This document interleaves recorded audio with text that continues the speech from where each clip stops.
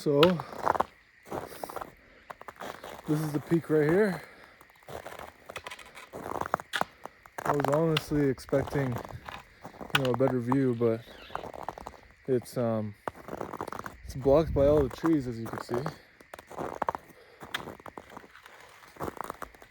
So what I'm gonna do now is start heading this way to the fire tower. It's like a structure that you could go up, and I'll take another video once I get there. But that was extremely difficult. The micro spikes were absolutely needed. That's what they look like.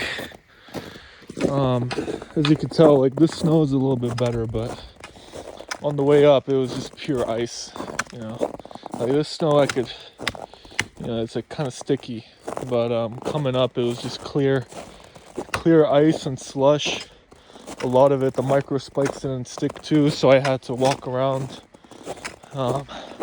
Slipped a couple times. The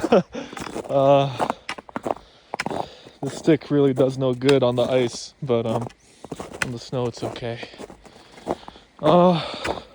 I'd rate this difficulty out of all the hikes I've done maybe 6.5, 7 out of 10.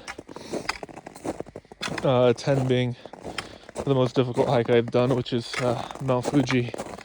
So this ranks up there, mostly because it's just really steep the entire way. I started the hike at around 9:30. It's about 11:30 now, so climbed 4,000 feet in 2 hours. That's 2,000 feet per hour. It was pretty insane. But I feel good. Yeah, I have enough energy to keep going, walk down. I've only taken a few breaks. Haven't, stopped to drink water or eat or anything, but, still feeling good. And this trail is really pretty. Yeah, this is probably the most aesthetic part of the hike. Another big pro are these blue markers. I mean, the guys who built this trail, or guys and girls, they really did a good job marking the trail, making sure you don't get lost. Yeah, you see ice like this, just totally stiff. That's what it was like coming up, and it was like going just super steep at like a more than a 45-degree angle, maybe like 70. It was pretty insane. But yeah, I'll show you guys the fire tower once I get there. See you.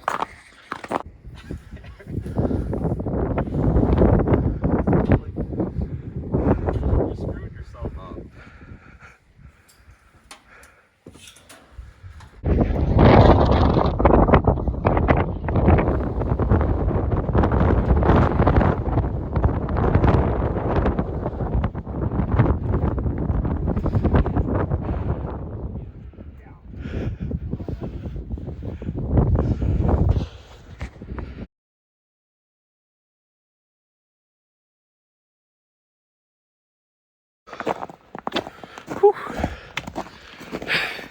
So that was the fire tower. When I got there were two guys there from Massachusetts. I didn't catch their names, but they went to UMass. Shout out UMass Amherst. Much love from NYU. Yeah, there were some cool guys. I wish I took more footage, but it was just so windy up there. I was afraid my phone was gonna fall out of my hands. And when I got to the top, it was just like, whoa! Like the view was insane. But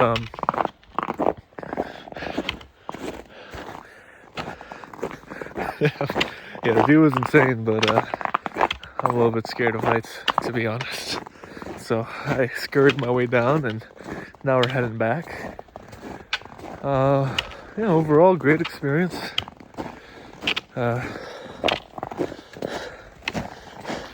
How you doing?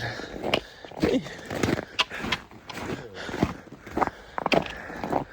And yeah, they had taken the Sleepy Hollow or some Spring Hollow, some shit trail. That's a bit longer. It's about 7-8 miles, but it's like an ATV trail. It loops around the mountain, so you don't need to go directly up. That's probably the smarter way to go, especially at this time of the month.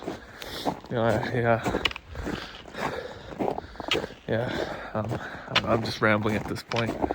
But yeah, no, I mean, I usually don't record my hikes, but I was thinking about, I've been getting a lot more into hiking recently in New York, so I've been wanting to post it on YouTube. So if you see this on YouTube, I decided to go through with that idea, just to, document all the different hikes I do in the area. Yeah, it was a lot of fun. I'll see you guys at the bottom.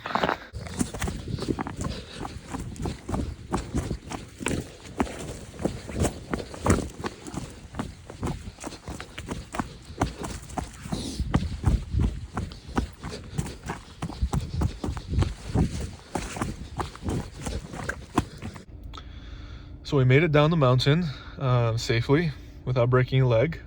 It took about 3.5 hours total up and back down, with breaks along the way, and just stopping and taking the scenery. It was a great experience. I loved it. Would I do it again? Probably. I would probably take a different trail though. The trail I took this time was the Becker Hollow Trail, and it's a great workout, like, don't get me wrong, but I wasn't that impressed with the view, like, on the way up. Like, you get a really nice view when you get to that fire tower thing and you go all the way up, and then you finally see what's around you, but like on the way up, there's just so many trees you can't see anything. So if I were to try it next time, I try like a different trail, like the one that the UMass guys did. They had a pretty positive review of that. So yeah, great hike. Thanks guys for tuning in.